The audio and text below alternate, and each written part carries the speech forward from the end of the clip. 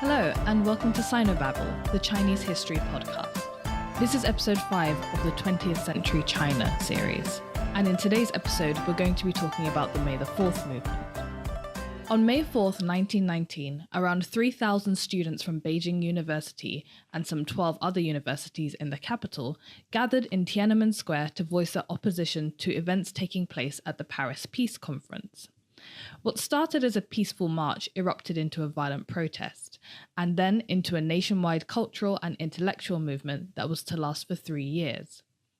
This movement is now known as the May 4th movement, and is commonly cited as a decisive moment in China's intellectual history, a short burst of vigor that is still examined, praised, and held up as a guiding example in China till this day. On the surface, it seems as if this movement emerged primarily as a response to current events, particularly the injustice China suffered at the hands of the Japanese and the West in the aftermath of the First World War. However, most historians see May the 4th less as a new standalone campaign and more as a continuation of the new culture movement that we had begun discussing in the previous episode. In fact, the May the 4th movement has been described by many as simply as a continuation of the reformist movement of 1898, which we talked about in episode 2. It's sometimes called China's enlightenment, though there are enough people who disagree with that statement. Whether the movement was able to usher in a new era or not will be explored in the rest of this episode, but what you should know is that May the 4th is significant enough to warrant an episode entirely of its own. If it wasn't the breaking point with China's past, then it was certainly the awakening point, the critical juncture at which a new intellectual class emerged to wake the Chinese people up and demand that they move with the times or risk remaining a backward global pariah. Personally, I do think that a line can be drawn connecting all the reformist movements that we've spoken about thus far and the May the 4th movement, especially as we're starting to see a lot of familiar names from previous episodes pop up yet again. But before we talk about the link between the new culture movement and the May the 4th movement, I first want to go over the actual events that took place leading up to the demonstrations and during the protest itself. So first we have to start with China's role in the First World War.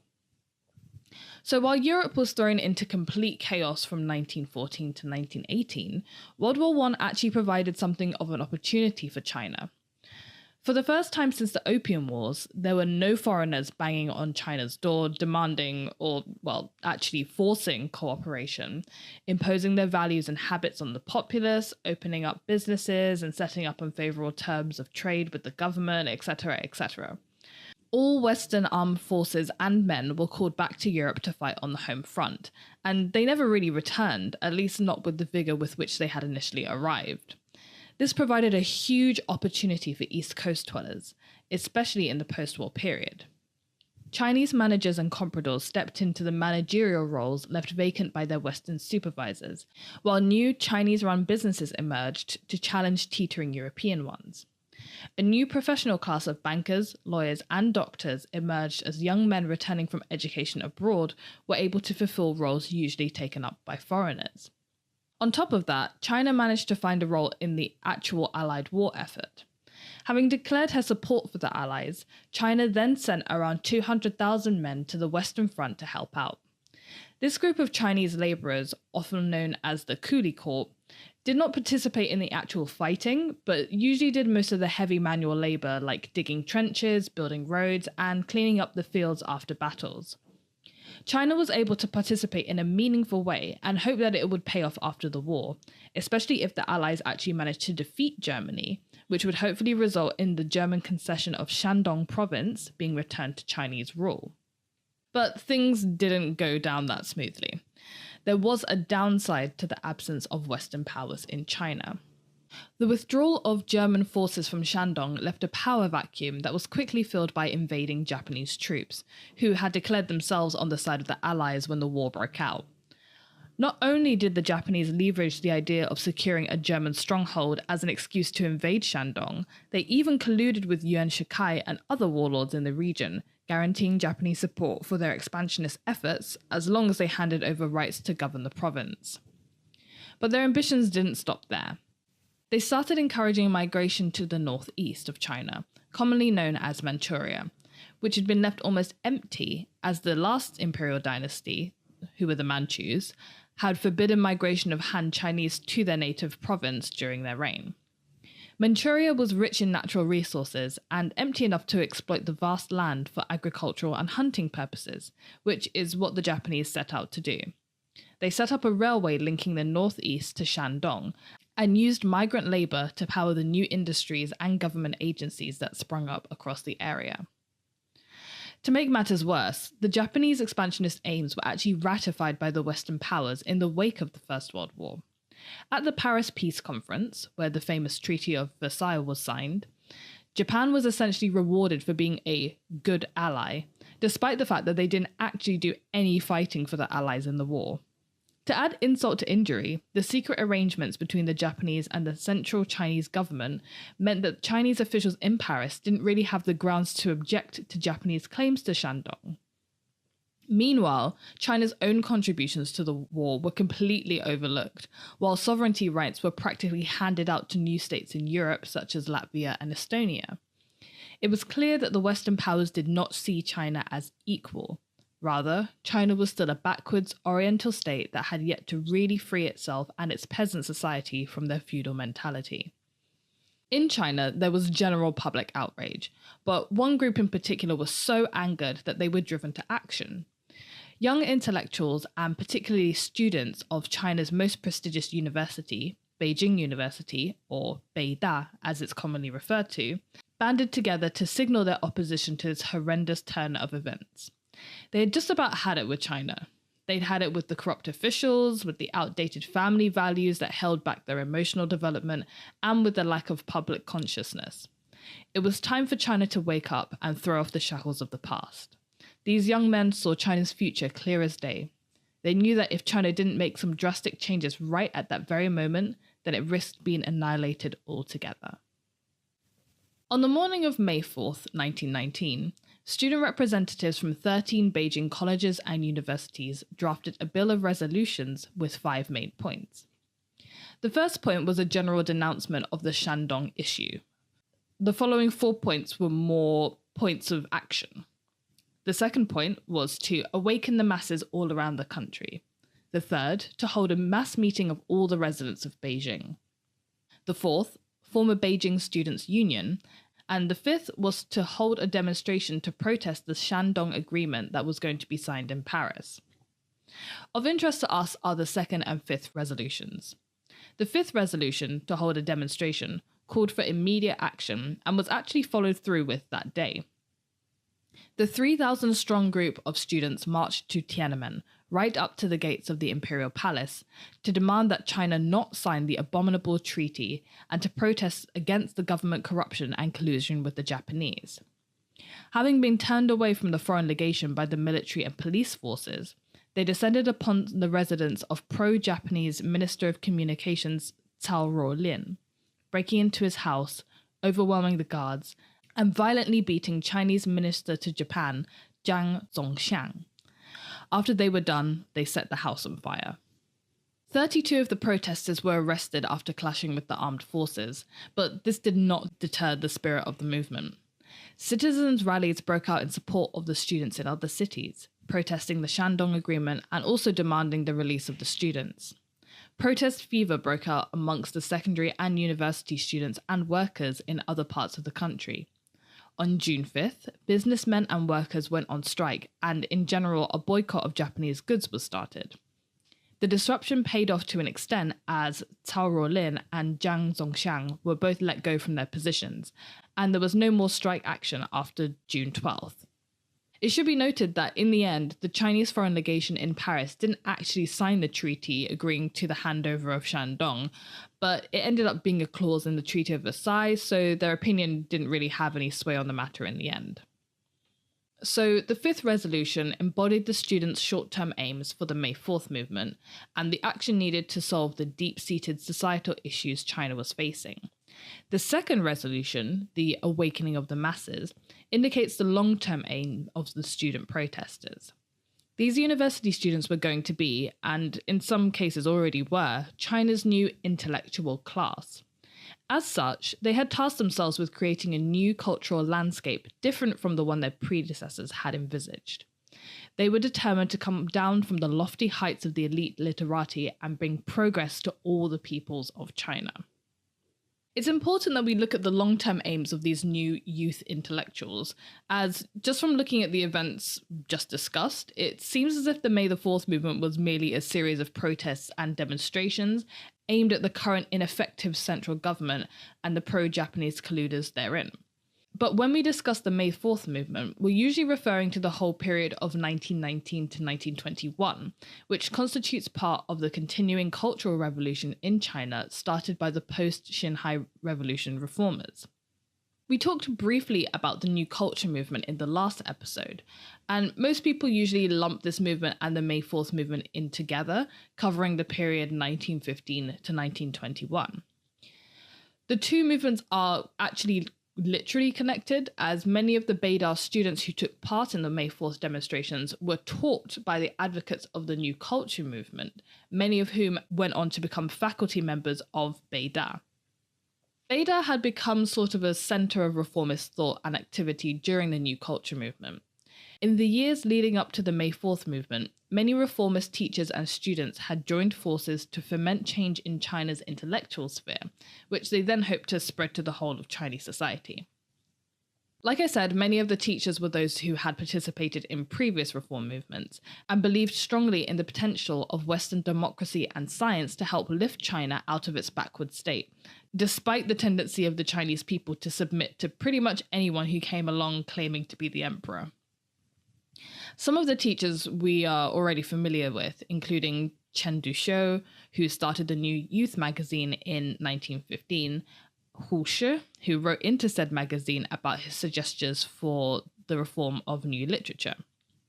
Other important reformists include Qian Xuantong and Lucien, as well as Li Dajiao, who was actually a librarian at the university, but we'll include him here because he becomes very important a little later on in the story.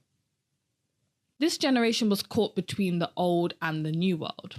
They battled against old China with its filial piety and arranged marriages and sought out education abroad. They shirked official positions and became teachers and writers instead, but they were never really able to fully break away from the past, and they were unable to fully sketch out a new future for China, which they knew full well. There also just weren't that many of them, which made them feel even more alone in their quest to rejuvenate the country. They had failed in their revolutions, just as the 1898 reformers had failed before them, but they had laid the path for the May the 4th students to take over the mantle of building a new China. The youthful students, then, were these teachers' last hope, and the middle-aged reformers formed a bond over this common cause. These teachers actively encouraged China's new youth to reform Chinese society, be more individualistic, not seek out any political posts, not to remain lofty elitists, to not just support new ideas, but actively attack China's old traditions. Chen Duxiu, in particular, encouraged the youths to criticize and reject Confucianism. And on the first page of the first edition of New Youth magazine, so named for this reason, he wrote, "I, with tears, place my plea before the fresh and vital youth, in the hope that they will achieve self-awareness and begin to struggle. What is this self-awareness? It is to be conscious of the value and possibility of one's young life." The teachers supported the students to the fullest, but they were also their harshest critics, mainly because they wanted them to succeed more than anyone else. At the same time, these students both relished their teachers' encouragement and sought to break away from their broader, dated ideologies and develop ideas of their own.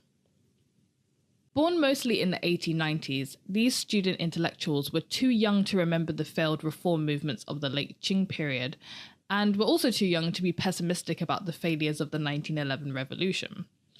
Most of them had had the benefits of a modern education, not so much aimed at becoming scholarly officials in a dying system, but to become modern citizens in a modern world.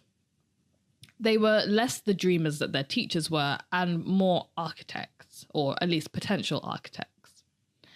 One of these young intellectuals was Luo Jialun. 22 years old at the time of the May 4th movement, he's described as having a fiery temper and an unkempt, ungentlemanlike appearance. Another prominent leader was Fu Sinian. A year younger than Luo and less political and more classically educated, he was a literature student who entered the university at the same time as Luo.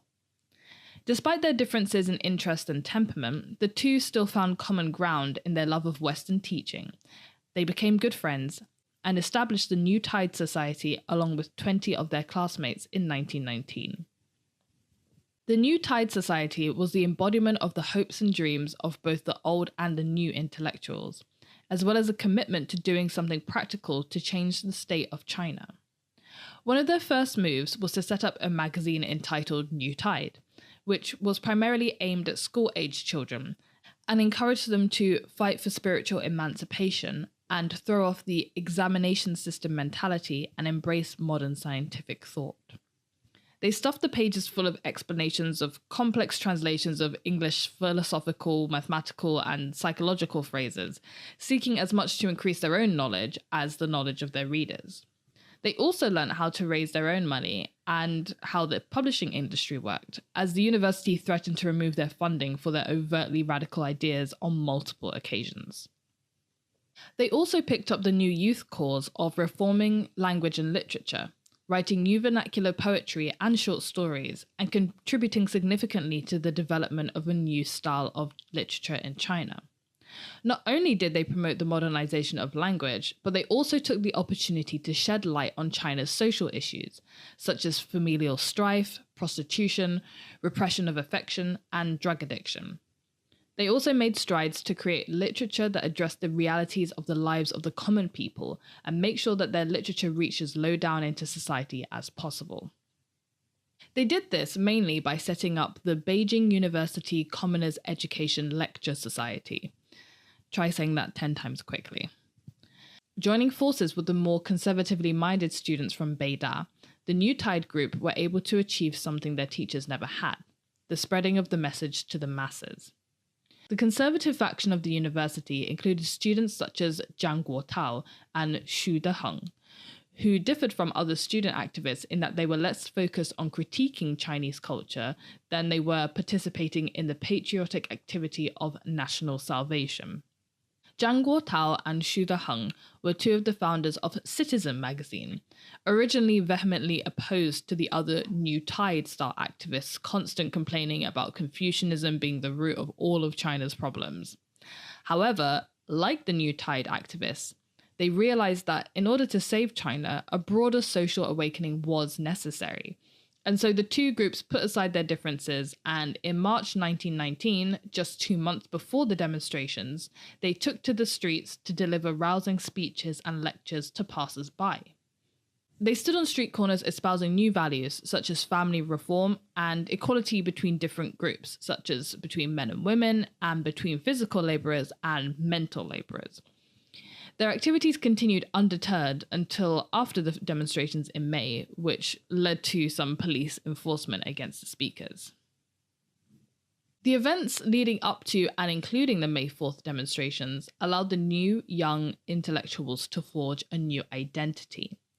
Unlike previous revolutionaries who shrunk and became morose when their revolutions fizzled, the May the 4thers stuck resolutely to their ideals, continuing to attack the Confucian worldview and social structure still held by many Chinese well into the 1920s.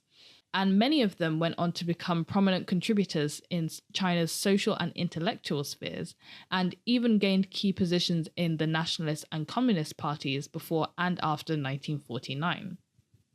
Science and democracy became huge buzzwords.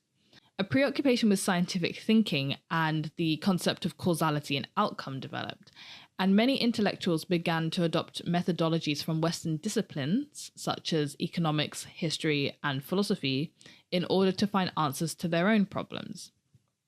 New methods of historiography that focus less on chronology and more on thematic analysis emerged. Just one of the many ways in which the progressive trends of knowledge were moving into the academic world. At the same time, new ideologies took hold, and socialists, Marxists, and feminists alike all began rising up to find ways to change society through continued activism. Of all the literary examples, it was Ibsen's play A Doll's House that became an inspiration for young women, who used the play's central character Nora's defiance of her traditional marriage as a symbol for their own rejection of tradition and their embracing of free love. Huge numbers of periodicals and newspapers written in the vernacular were published in the wake of the May 4th movement, all discussing various issues to do with social and cultural problems, and aimed at uniting the populace along previously stringent class, regional, and occupational lines. Many of them did not survive, but they were a sign of the times, and a testament to the force of the May 4th spirit. So now we know what the May 4th movement was and what some of the broader outcomes of the movement were. Apart from these broader but still significant outcomes, I do want to talk about two major outcomes of the time. The first is the founding of the Chinese Communist Party, which I'm just going to call the CCP from now on, just for brevity's sake. And the second one is with regards to the revolution in literature. So we'll start with the Communist Party. As the aftermath of the Bolshevik Revolution and the fall of the Romanovs began to be fully understood around the world, many Chinese began to analyze what happened in Russia and see if any lessons could be drawn from their experiences to aid in China's current plight. One such interested party was Li Dajiao, who we mentioned towards the beginning of the podcast. See, I promised he'd show up again. Having sacrificed his own comfort to study modern topics in Japan, he later became librarian of Beida and set up the Marxist study group there in 1918, which he called the Marxist Research Society.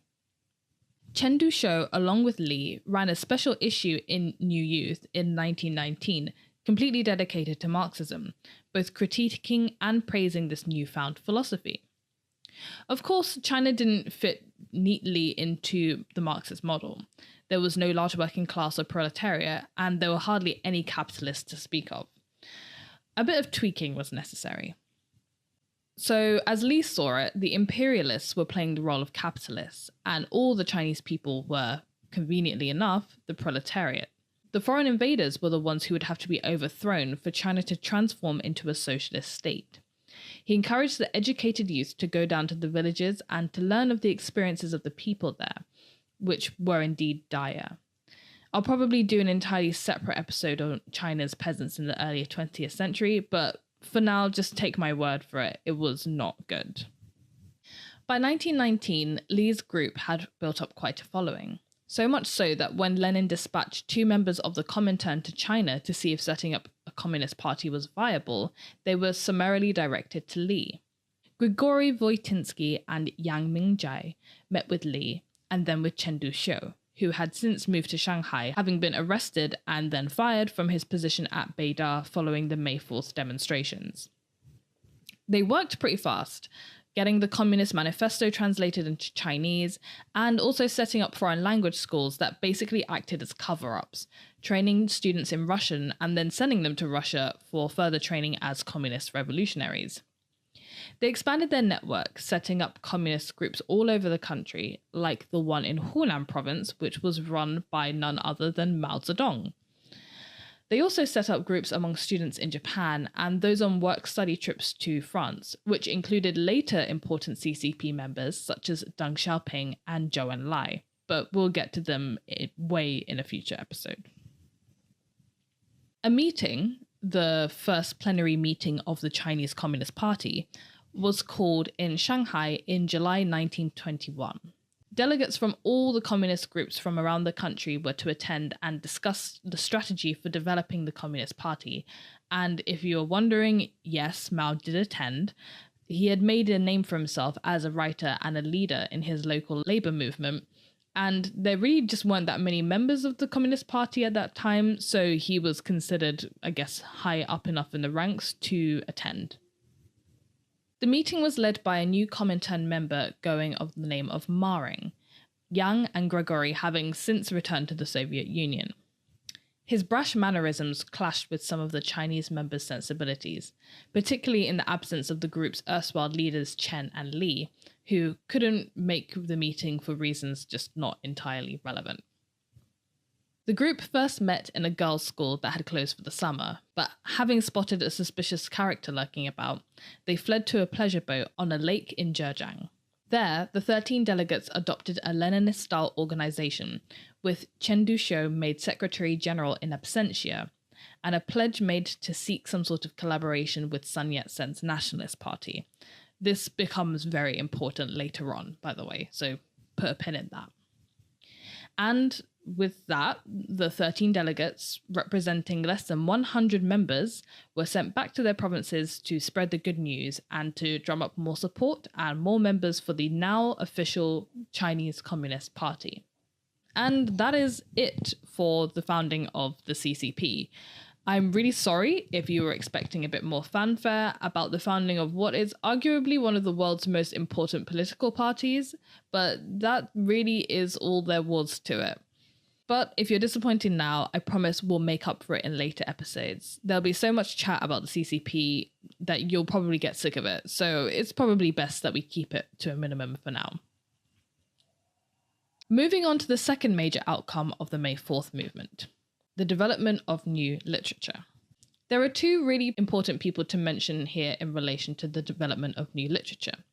The first is Usher, who we've briefly spoken about in the last episode, mentioning his new rules for literature, and then in this podcast as a role as one of the reformist professors at Beida.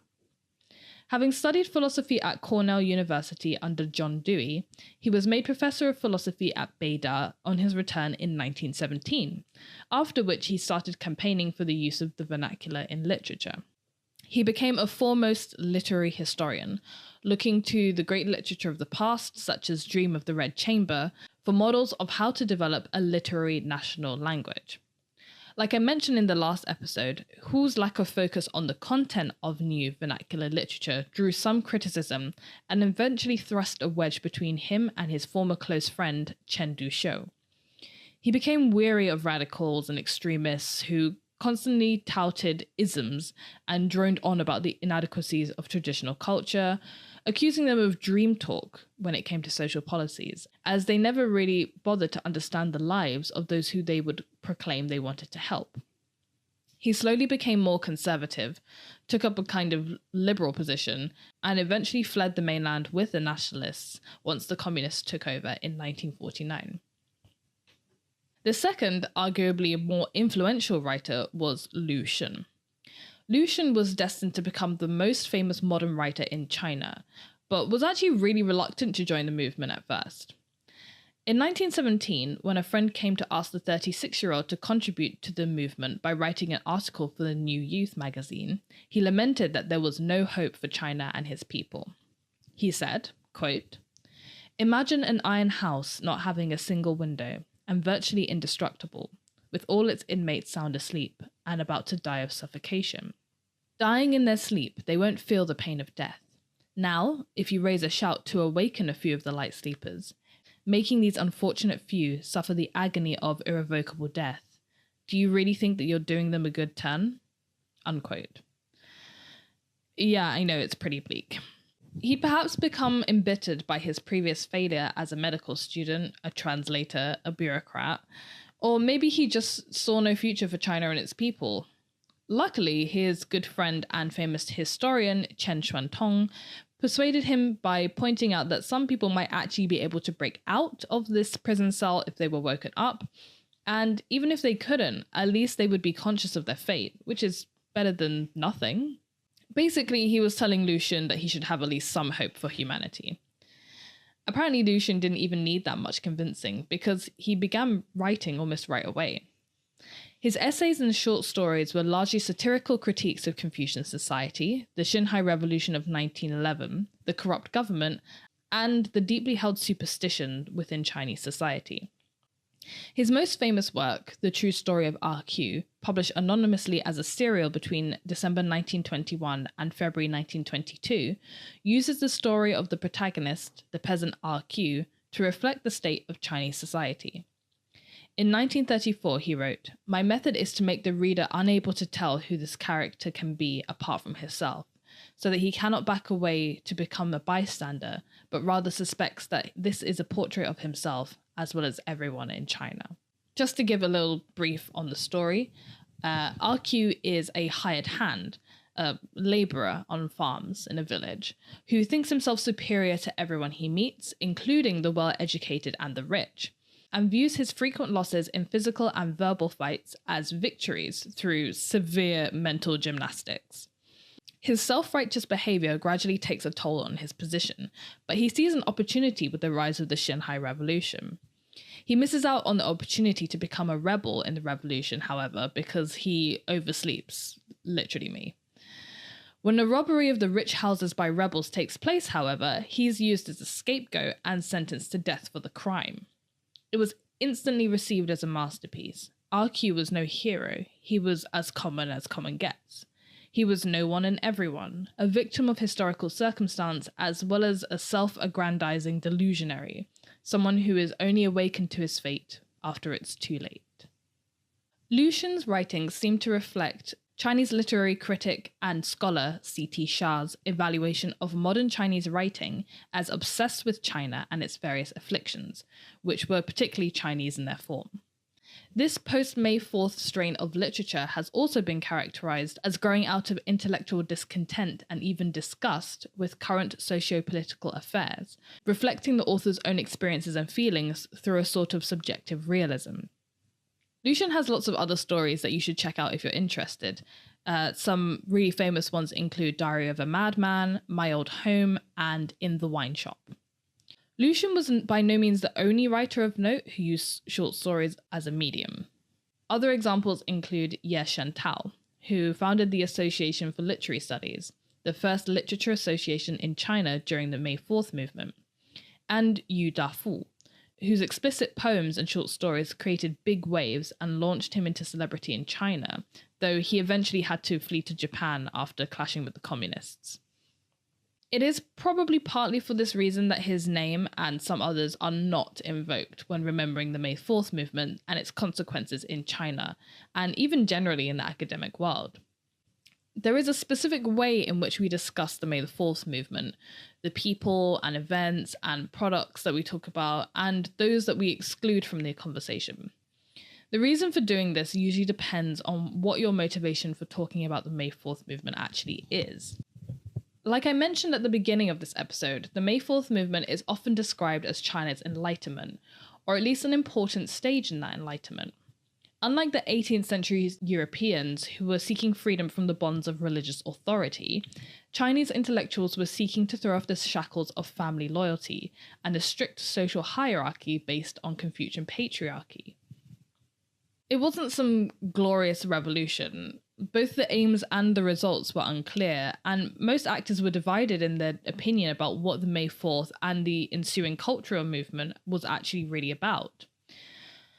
Chinese historian Vera Schwartz describes the movement as, quote, the first of a series of incomplete efforts to uproot feudalism while pursuing the cause of a nationalist revolution, unquote. However, this is not how it's remembered in China. The May 4th movement is constantly referred to by politicians, cultural commentators, academics, and even student activists who participated in the event as a moment from which future generations should draw important lessons. Despite never becoming a communist himself, Lucien is essentially the poster boy for communists, especially in the 1930s and 1940s.